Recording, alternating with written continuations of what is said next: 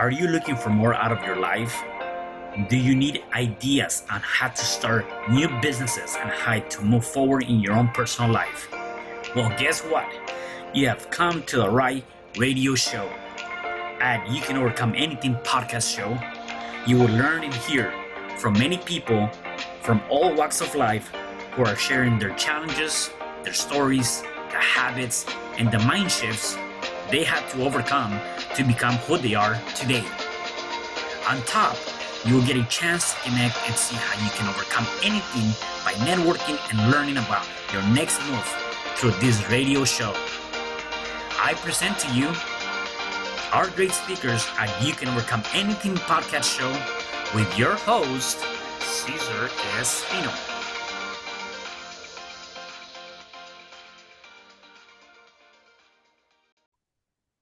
Hello there, and welcome back to another episode of You Can Overcome Anything podcast show. It is your host, Cesar Espino, and today I have a special guest. His name is Cody Fisher, and let me give you a little bit of his background.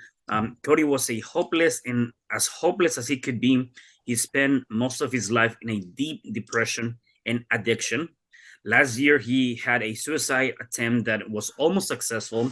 As a result of that, he spent 6 months in the hospital and lost both of the half of his feet to frostbite. And with the help of Marie and a community, he started to find his footing, and still didn't take away the deep pitted sense of loneliness and hopelessness.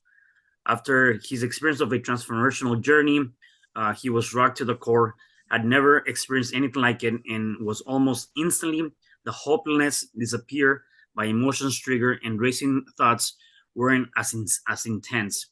He felt confident to once again participate in this world again, and he's here to now share his story of what kind of took him to that path. So, Cody, welcome to the show. How are you today? Hey, I'm doing great. Thanks for having me, Caesar. Yeah, no, definitely appreciate you being here today. So tell me a little bit about your background. Let's begin with where were you born and how was your upbringing? Yeah, I mean, that is the place to start my story. I was born in Alberta, in southern Alberta. Um, and my childhood wasn't too bad up until I was about 7 years old, when my mom passed away due to cancer. Um, my parents were divorced or separated at the time, and I ended up going to live with my dad. Um, and I didn't have the greatest upbringing. We had lived on a horse ranch, so grew up with horses. But other than that, I was psychologically and physically abused on a regular basis. Mm. And after my mom passed away, I completely, at that young age, that developmental age, I lost my sense of self. I lost my sense of direction of that's when the hopelessness and the loneliness and the depression, I believe, started. Yeah. So yeah, it was a pretty rough childhood. So since what age were you like mentally, physically abused, and was this through family members or just neighbors, or what was I it? Yeah, my father started around when I was 10 years old. Yeah. Okay. And then at what age did you lose your mom? When I was 7. 7. Ah, got you. Yeah, So really, that's really where it really all began. it sure did. Yeah. Yeah. Yeah, and So I wasn't aware of that, but now looking back on it, yeah. yeah. So at which point did you had kind of like a turning point, or did you just became more of an acceptance and say, well, this is what's going on. This is kind of like, not having that support, right? I mean, obviously, if your dad wasn't supporting you and your mom passed away, um, during your teenage years, how was that for you in terms of fitting into the society, and more so than anything, being authentic and real with you in terms of the situations that you were going through? My situations, that's a tough question. I lost my sense of self at a very young age. I didn't know how to be authentic. I didn't, I spent a lot of my life, a lot of my childhood, keeping people at arm's distance, right? you know um and now I look back on that and realize, I didn't want to give them the opportunity to leave me, to hurt me, because I always, I held resentment against my mother, even though I loved her immensely up until, recently, held a lot of resentment against her for leaving me, right? And that Mm. wasn't something that was her fault. So yeah, I shut down at a very young age. I learned how to wear masks, how to pretend to be that person that I felt that the group conscience that I was in needed me to be, and I played that role. But I was never truly myself. Yeah, right. And one of the things that you mentioned, which I think is it's so critical, is even though you didn't realize that then, which you do now, that the fact that you felt the resentment due to maybe the divorce, or your parents splitting up, and then you having to go with your dad instead of staying with your mom. You know, a lot of times when people, kids specifically, go through that, um, in their early age or stages of their life, that's what you build and you create without really understanding whether it's right or wrong. Is not really the point. The point is that a parent might be doing something, thinking that's the best decision for the kid, without realizing that during the ages of 0 and 7, you're right, our unconscious mind is going to take all of that information and process it in a specific way that, as you mentioned, until recently you had the resentment, and unless you work through those things, it's going to be there for you for a long time, right? Oh, exactly. Yeah. Yeah. So how was it for you, like, being part of, just growing up and going to school, and obviously you didn't find yourself, you lost yourself, right? Yet how did you uh interact with other students, or in school, or all of those things? Were you like, because of the fact that you felt that sense of community, and not having, you know parental figures at the house, or someone that you can go to, did you end up falling into the wrong hands, and that's how you got into addiction, drugs? What was that all about? Yeah, throughout most of my childhood, my school years, I was very studious. I had a high average. Um, I got along with everybody. I really felt like I never actually connected with anybody. But I got along with everybody. And how I got into addiction is, I was 17 years old, and, I had enough. I was at breaking point, and I just left in the middle of the night, in my truck. And I ended up kind of moving in with a buddy and his family. And, from that point on, I basically started drinking every single night Gotcha. from the age of 17. Yeah. Now, why do you feel like you didn't relate or fit in with anybody? A lot of that is I didn't talk about what was going on with home with anybody, Mm, right? There was a lot of shame surrounding that. And I really felt like in order to connect with somebody, or anybody for that matter, that was something that was going to need to be talked about to build that relationship, because that was something that was big that was going on in my life. But yeah, I kept quiet about that, and conversations were always very surface and not very deep. And when it goes back to what I was saying about just keeping people at arm's length, right? yeah. Now, looking back now, when you see that, if you were to go back and tell your younger self, and give yourself an advice in terms of that communication, what would you say to yourself, to do instead of what you did? Speak up, whether it's that was on a level just to, friends, other family members, teachers, whatever the case. Regardless of what was going on at home, I was having a rough time internally, and that's not something that you can just hang on to without consequences and repercussions. Just at a young age, I wish that I would have known to be more vulnerable, and that, everything that I have going on, I don't have to bear my burdens alone. Mm. Yeah, and that's critical. And really, for anyone that's listening to us or watching this show right now, it doesn't matter what stage in life you're in. you just give us that really good golden nugget that you got to be able to speak up, and again, you don't have to carry any of this stuff by yourself, right? Because that can make a big difference. And we're going to talk a little bit about that community in a bit. For sure, that's huge. So fast forward, you obviously didn't feel like you fit in. You moved into your friend's house. You started drinking heavily. What other things were you doing, and where was that path taking you? Because a lot of times people tend to drink their life away on sorrows and disbeliefs and all these different things that are going on, all these emotions, and whether it's other people, whether it's a relationship, whether it's a job, or whatever that might be.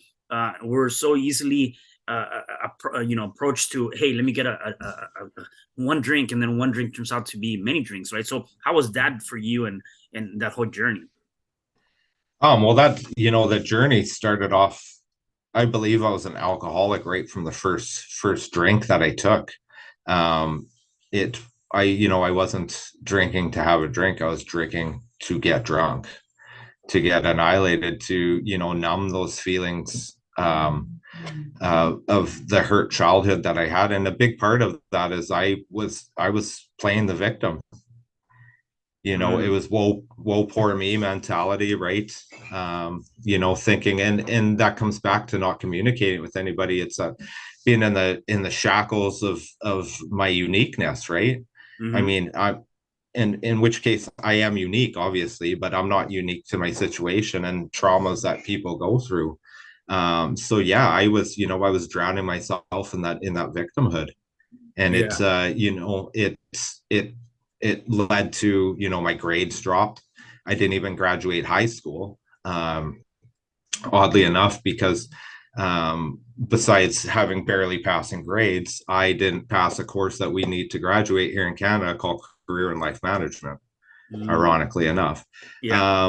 And from there, I got into the oil patch, which is quite a rugged lifestyle. Lots of money, hard. You work hard, lots of money, but it also create carries the community and a stigma for a lot of the guys in the oil patch of addiction and alcoholism, and just it's not good behavior that's conducive towards growing and being a functioning adult. Yeah. Would you say that in general, playing the role of a victim, a lot of people believe, and I want to get your take on this, and I kind of, you've already alluded to it, except I want to really emphasize that because I want to make sure that people understand that uh, uh, playing a victim, do you feel like it serves you short term, long term? Is it something that you should get hung up on the idea of, what, let me play the victim regardless of whatever that might be, whether it's why me, poor me, whatever the case may be, right? And uh, and then we utilize that victimhood to justify our behavior. Do you feel like that's something that we need to embrace and or even entertain a bit? That's the idea of victimhood. I don't think we should entertain that for a second. Yeah. I mean, really, you look at it this way. If you want to look at it this way, it's at the end of the day, it's not our struggles that cause us the pain, the grief, the trauma. Obviously, um, some shitty things can take place, but it's at the end of the day, it's our perception to those struggles. It's our take on the world. Like life's just a game of perception. And if you're looking at the woe me victimhood mentality, like I was in for a long time, thinking this, far-fetched, thinking that, somehow the universe is going to come save me. Maybe one day I'll win the lottery, or I'll meet the girl of my dreams, and everything will just be okay, and it'll just switch over to be okay. But that's just not how it works, and you're not going to grow, you're not going to get anywhere if you just continue to live in that. Yeah. And I definitely agree with you on that. I mean, again, the point to this is that uh, we shouldn't entertain victimhood in any case. Is not going to serve us. And as you mentioned, we can ask for all these different things, and I think there's a different element of that. The element of that is that for sure, and we'll talk about a little bit in a bit, is that we want to be able to start thinking and shifting our mind to being in a more positive way. Except one thing is just thinking about it and say, hey, I want $1 million on my bank account. Okay, well, that's Yeah. great. Except If you're just sitting around waiting for that $1 million, it's never gonna happen. Or it's like, as you mentioned, hey, I'm gonna win the lottery. Yeah, you never buy a lottery ticket. It's not gonna happen, right? You gotta be able to do Yeah. this. It's a two-step approach, and they're gonna be able to follow one after the other immediately. Number one is you got to put out whatever you desire, right, in a positive statement out into the universe, and then immediately create an action plan that is going to support whatever you're putting out into the universe. Like, you have to follow that step. If you don't Yeah. do that, it's not going to happen, right? Yeah.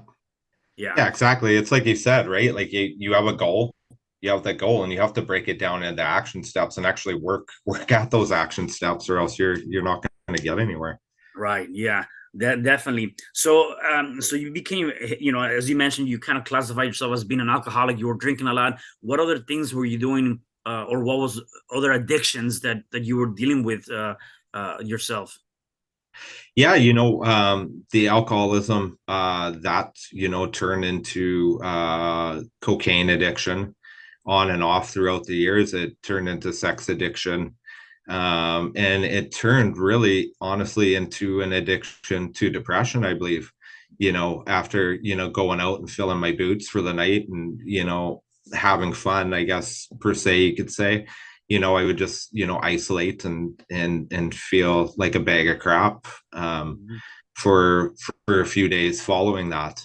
um, Thinking that um, I did something wrong, or that was not good behavior. So instead of changing it, or working towards a solution, I would just sit in it and sit in that darkness and sit in that despair, Mhm. and not talk to anybody. So besides those three addictions, I believe that and in my case, that I became very addicted to depression, Yeah. to feeling that low spot.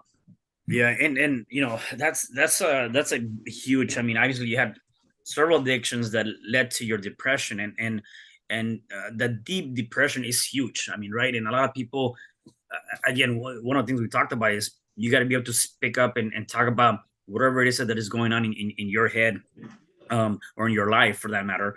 And often than none, we people that are going through a depression, they don't speak up, and they try to do it all on their own without realizing that they're drowning themselves. Yeah. And perhaps you can relate to that. And obviously, you have experienced that, and you really have gone through a really deep depression on that. Except again, um, there's so many people that are going through that, and they got to be able to speak to that. And more than anything, seek for assistance, community, and help. And so, in terms of that, for you, obviously, your depression took you to a very uh, hopeless and lonely path. Let's talk about that. Like, how did you get into that? Obviously, there was certainly certain steps that led to that. Except you were in the verge of taking your own life, and you were Yeah. very close to that, right? And so I guess what I want to understand is what took place that really took you that down, that low, to be able to be in those mental thoughts. Oh yeah, like that was quite the journey into that. I mean, it was years and years in the making. And it all started, like I said, with the addictions, holding that space for that darkness. And then that continued to grow and grow and grow. And I continued to isolate more and more and more. And then I would go through these phases where I try to get sober. I'd have, times of recovery. Where I'd really work on myself. I'd read a lot, I'd exercise a lot, all that self-help stuff that was, so predominant for so long. And you see a lot on social media, like, in order to get yourself right, you have to go be alone for this month. Mhm. And I took that really to heart, to Mhm. go be alone. And that was like literally the worst thing I could do, because the only thing holding me together beforehand was even just my willingness to be out around people, whether I was being authentic or being open to what was going on or not. I was still around people. But then I took that I have to go be by myself to work on myself. That was really the final straw, Yeah. that put me into it. Because then I wasn't, last year, for example, I quit slash got fired from my job, And I basically just hung out in my house and I didn't leave for months at a time. Yeah. Yeah, and to reemphasize and talk about, go out and I see that too, right? Go out and be lonely. And I do believe that probably one of the best journeys that one can take is the journey of being alone, except I think there's a caveat to that, is there's gotta be some sort of mental stability before you can do that, right? And what I mean by that is that if you're already going through some sort of challenge, deep depression, addiction, you've first gotta get that fixed and you gotta go and get some help with that, getting, reach out to somebody. And once you're able to definitely get that in a stable place per se, or something that you can actually control, that you have the control of, and not that has control of you, then yeah, I would say at that point you might want to go out and venture out and say, okay, let me now, I'm in a different space, different place in my life. Let me go out and do something on my own, where I'm essentially focusing my energy on what are going to be my next 3 to 6 months. What is that going to look like? From a perspective of my finances, my relationships, my inner self, right? Except you got to first fix those things before you can actually take that path. And obviously, you don't see that and they don't tell you those things. And so, as you mentioned, you might take that too hard. Except if you're in a broken place without reaching out to anybody, you're gonna end up being more broken, right? Exactly. Exactly right. It's there's a difference between being alone out in the public, being lonely out in the public, and Right. alone but out by yourself. And I mean, a big part too, Caesar, is throughout my life, I've really lacked purpose. Mm, And that was something that was after throughout my whole 20s, right? Like, what's my purpose? But again, it was that mentality that some divine power is just going to show me my purpose, on a walk in the woods, or just in the as an epiphany in the middle of right. the day, without actually doing anything towards it. So I also had become very lazy as well. Got you. Yeah. Like talking about that, you kind of lose that sense of being, the sense of uh, being and producing, and saying, well, what's the purpose, right? What for, or for Yeah, who, for that matter, right? You lose yourself. Yeah. exactly. Yeah. Yeah. Now, would you say that at this stage you've you have found essentially a direction, or a purpose of where you're going? Oh, definitely. Yeah. Nowadays I have loads of purpose. And it took me losing both of half my feet and the last couple of years of like really really dark despair, and 6 months in the hospital of just like the worst place I could have been in. Like, I didn't even know there was a trap door to that rock bottom, but there was some Yeah. levels underneath that. And it took all of that to for me to find my purpose. And um you know now I don't have any resentments towards that. I don't have any resentments towards my journey. It's I look at them as gifts, to bring me to where I am now. And Yeah. where I am now is there is a lot of power in my story. Yeah, I had to go through a lot of pain to get my story. Yep. But I believe my purpose is to help spread my message that there is hope. Right. That Yeah. if you're struggling, you're not alone. That there are tools out there for you to step into your true authentic self and the highest expression of yourself, and live a truly amazing life. Yeah. Be No, happy every day. right. Yeah, and then I always tell people that sometimes we don't see this, and you've recognized this, and you're gonna agree with my statement here, is that sometimes from a pain, and we have to go through a lot of pain, a purpose is born. And so that's kind of like the case with you, right? As you mentioned, you went through a lot of pain, yet you now have a purpose, and there's a lot of things that are being linked back to that pain that you went through, to be able to share that, and more than anything, uh be able to save people in different ways, right? And so that's huge. Let me ask you this: what was that tipping point for you that kind of got you to the idea of almost being successful at attempting to take your life? Ooh, yeah, that's a good question. I mean, over the last 2 years, well, it's been been a few months in remission now, but I attempted to take my life a number of times over the last couple of years. But last Christmas, I had been suffering from a really heavy gambling addiction on top of my other addictions for the last couple of years. I essentially lost everything, or so I thought, right? And I had recently become homeless, which was new for me. I was staying in a shelter here downtown in Kelowna. Um, I didn't see any hope moving forward, and you know, I spent a lot of time convincing myself that it just wasn't worth going, and I was really at peace with that. So Mm, when I did make that attempt, and I woke up a week later, Christmas Day, with my sister sitting in front of me singing Christmas carols as I'm blinking my eyes open, I was livid. yeah, I was mad that I was still breathing. yeah, yeah. Wow. And I got to tell you, I think that's definitely a good testament to what you went through. The fact that, as you said, you lost it all. You became homeless. Um, Yet a lot of times we forget that the fact that we can lose everything. We can lose every financial aspect. We can lose everything that we have, relationships for that matter, except Mhm. the fact that if you're still breathing and you still have the ability to talk, to speak, to see, then you haven't lost it all, right? Because you still have life and you still can come back and do it even better than before, and that's what you're doing exactly. Because as we are going through this, you've recovered, and as you said, you don't you're in a better place now than where you were before. Oh, definitely. I mean, I'm in a better place than I have been in my whole life, and that's saying a lot. I've had a lot of great times in my life. I've traveled to different spots around the world.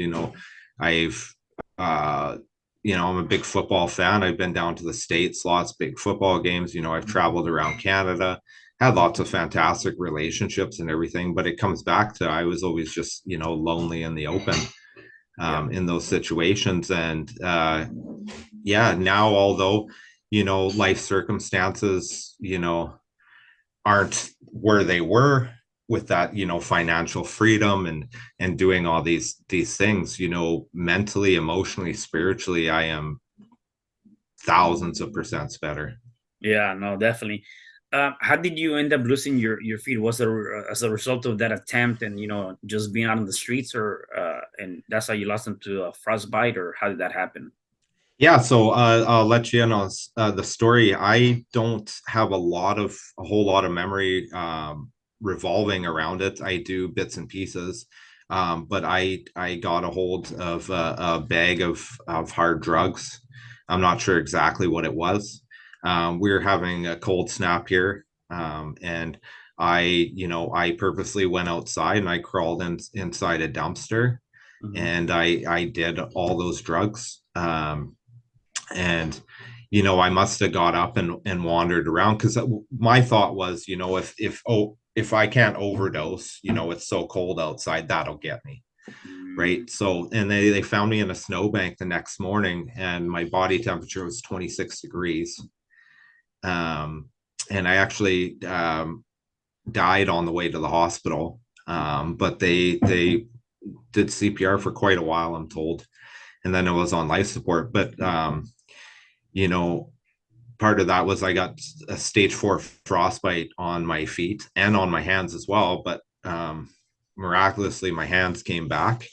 And originally, the thought was at first they were going to amputate my whole lower body. wow. So I was lucky to only lose half of both my feet. Yeah. Yeah. That definitely. So let's talk about, obviously you've gone through a huge transformational phase, and you found breath work and a community, and so I want to talk about that because obviously again we go back to the idea that from a pain a purpose is born, and so you started transforming, you started working on yourself, you found breath work. Tell me more about that experience for you and what that has done to you and for you, and also what is this new transformation that you're going through? Oh, for sure. Yeah. So I'll kind of start As I left the hospital, I ended up in a men's residential recovery center with this community of guys. We all live in a group of houses. I was still convinced I was going to take my own life at that point. I was still in a wheelchair most of the time, having trouble walking. But a couple of weeks in, I started to embrace community. I started to get inspired to at least try. Um, and it was still hard day to day. And you had Marie on your show. I started working with Yep. Marie. I started using the resources around here, the 12-step program of Alcoholics Anonymous. Um, but it started to open the door a little bit to deal with that grief, to deal with that trauma a little bit. But, I felt like I was faking it still. I felt, I still had that deep seated despair, hopelessness, loneliness, depression, anger, all those lower end Mm, color yeah. emotions. And then, it was kind of looking to the future, trying to figure out what the heck am I going to do now, right? My experience work wise, has always been physical work. Well, obviously, I can't really do a whole lot of that anymore. So Marie encouraged me, like, hey, lean into something you're passionate about that you enjoy doing. And at that point, like even for the last couple of years, I've been doing a lot of pranayama breath work, just the basic, kind of box breathing, alternate nostril breathing, kind of techniques like that, right? And those were providing me with short-term relief from what was going on Hmm. inside my head, inside my body. But it wasn't long term. Um, so I thought, yeah, I really like the breath work. So I start researching into it. And then I came across this fella out of Bali. His name's Brian Kelly, and it was transformational breath work. And I was like, oh, I wonder what that's all about. So I said, what do I got to lose? So I tried one of his journeys, and I was just like, I was rocked to the core. Like it instantly took away that hopelessness, that despair, that depression. And I just kept thinking, like, I want to do this thing. Like I want to live. Hmm. So I immediately signed up for his program, and I've been studying breathwork ever since. Nice, yeah, and I've done that a couple of times. Again, definitely, it's very powerful. There's a lot of things that can show up for you and that you didn't realize, and a lot of comes out. So it's definitely good practice. So, um, tell me about what is it that you're doing now. Obviously, you're sharing your message. You're being an inspiration for many, and you're definitely created that idea of anybody can step out of any place that they're in, right? So tell me more about what you're up to right now. Yeah. So what I'm up to right now is I'm just kind of, I guess, building my platform for my breathwork practice. I've been guiding and working with the guys at the recovery center, a handful of them doing these guided breathwork journeys. And then a little bit out in the community as well, and working quite a bit with Marie, Nice. just trying to get the message out there. Yeah, no. It's a work in progress, but I've had nothing but great feedback from it so far. Yeah, and I gotta say something, even with that, and you just hit it off, and the idea of it's a work in progress. A lot of people sometimes feel like, in anything that we do in life, they're like, well, it's not ready, or I'm still in the process, or I'm not where I need to be, right? And as you mentioned right now, and with that, is that you have to embrace the fact that whatever it is that you're doing, um, it's a work in progress, because that's actually what really creates whatever you're trying to create, right? Is like that saying is not the end of the journey, is where you're going through the journey, is the learning curve, is what you're doing through the journey to get where you want to be. And so the fact that if you're doing something or working on something, and you're still in the process, that's perfectly fine. As a matter of fact, that's probably the best place you can be. And so for you is like, again, you're in that progress right now, and you're still adjusting, learning, and doing the things you got to do to enhance it and make it even better, right? Exactly. Yeah. It's a big, all of it is, I'm just, my goal right now is just to learn and to grow every day, and to find my, more of my authentic voice. And Yeah. that is coming as I go. So. Yeah, definitely. If people want to connect with you and learn more about your breath work or things that you're doing to help out in the community, how can they find you? Where can they connect with you? The best way right now would be at unbreakable.breath on Instagram, or you can find me on Facebook at Cody Jimmy Fisher. Awesome. Yeah, no, definitely. I love that. So obviously you've gone through a lot of different things and you've have endured a lot and you've are sharing your story now with that. Um, I think a big element of that is also the idea of, as you mentioned, you work through the breath work and things like that. A big element of that is also the mindset. um I believe that the mind is so powerful and it came to us at no extra cost when we were born, right? There's really no monetary value you can put into that, except again, um the thoughts that are going on and the things that you're thinking can either make you or break you, right? Mhm. And it can get you into very deep depression and or can really open up the imagination for many great things. Having that said, what are the things that you do, if any, to kind of help you strengthen that mind and bring these positive thoughts? Are there any things you do on a day-to-day basis to help you with that? Or what have you done to really, work on your mind? Yeah, every day. You know, there's it's known out there that 95% of our thoughts or actions or inactions, our beliefs, emotions are run by our subconscious, Mhm. right? And for a lot of us, that's 80% plus of those thoughts are negative, right? And that harsh inner critic. So, I spend a lot of time and I really emphasize connecting my mind with my heart, right?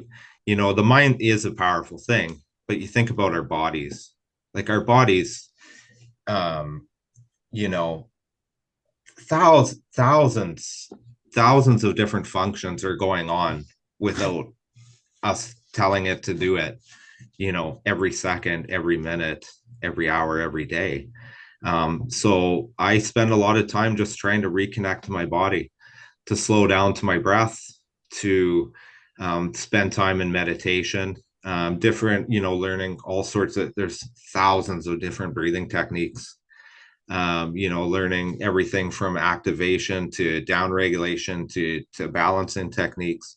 But at the end of the day, I think the most important thing is actually slowing down the mind Mhm. and just focusing on the breath, focusing on the body, and just getting to know my sense of self. And that's, as each day passes, that allows me to get to know myself better, to find my voice, to be more authentic. And it's just, and I say it too, especially as an addict too, it's creating that space and creating the ability to take that pause between stimulus and reaction, and whether that's in an actual action or an actual thought, right? That is a superpower, and that's something that I work on every single day. Yeah, yeah, no, I love that. Um, the last question I have for you, for people that might be going through any kind of challenges, um, whatever that challenge might be, right? What is one thing you will say that they can start doing to start overcoming that challenge? But I think first things first, we want to get down to the brass tacks, is you need to speak up. Mm, You have to, and it's going to be uncomfortable at first, but you need to allow yourself to be vulnerable, um, yeah, because you don't have to bear your burdens alone. And now, on top of that, we've always been told to take a deep breath. yeah, Um, when you're in stressful anxiety, do the opposite. Take a shallow breath, but take it through your nose and into your belly. yeah, yeah, Yeah, that's what I would say, to create, just create that space and then yeah, talk to somebody. I mean, yeah. that's the bottom line of this thing. We're not meant to be alone as human beings. We're meant to be part of a tribe, part of community, and part of that is communicating our emotions, and our emotions on every end of the spectrum. So Yeah, and talking about community, I mean, again, now with social media, there's so many different communities that you can join, many Facebook groups, you know, Clubhouse, whatever that might be. Like there's always someone that can help you, and or even the idea of just listening to a podcast. And so a lot of times I do agree with you. Like we are so against speaking up and telling people our challenges, except again, somebody can relate, and when you find that community that they're not going to judge you for whatever you're going through, whether you're an addict or not, whether you're going through all these financial challenges, and they're not going to shame you for that, then that's where you got to stick to that and say, okay, you know what, I found that tribe, that community that's going to help me be able to do what I want to be able to do. And oftentimes, and I don't know if you agree with this, sometimes that community is going to be probably outside of your friends and or your family. Like you might have to go to a stranger because there's going to be no judgment from that perspective. Oh yeah, exactly. A Yeah. lot of that is going to be finding that community outside of your already circle. And a big part of that too is this story we tell ourselves. We always make things bigger in our head than they actually are. Is we often look at as ourselves as having it all together is what makes us. Right. But for a lot of us, and I think really just for human beings, our brokenness is actually what makes us beautiful. Yeah. Right. I love that. I love that. Well, Cody, man, that's I gotta tell you, man, you definitely are a huge example and definitely a testament that you can overcome anything. And so I'm really grateful to have had you on the show. Is there anything else that you want to share before I let you go? No, I think we covered everything. That was a great conversation. Thanks for having me. Yeah, for sure, definitely. Well, I really appreciate having you on the show, and then for the rest of you guys, do me a favor, go ahead and connect with Cody, and also share this message, this interview, because definitely someone needs to hear this. And I'll see you guys at the next episode of You Can Overcome Anything podcast show. Thank you. Hi, I'm Cesar Espino, real estate investor, business coach, and consultant, and author of the book, You Can Overcome Anything, Even When the World Says No. My number is 424-501-6046. In my book, I talk about making the necessary changes to shift your mind for prosperity and certainty. Pick up your copy at Amazon. I also love helping families with their real estate and can purchase your house fast and all cash. Follow me on Instagram, Facebook, and LinkedIn. My number is 424-501-6046. Thank you for having me today. I am so glad you've tuned into this podcast. You can find me at your favorite podcast platform where you can like, subscribe, comment, and share. And to learn more about myself, my services, you can find me at www.cesarrespino.com, or you can also find me at your social media. Thanks for joining me, and I am looking forward to having you at the next episode. And know you truly can overcome anything.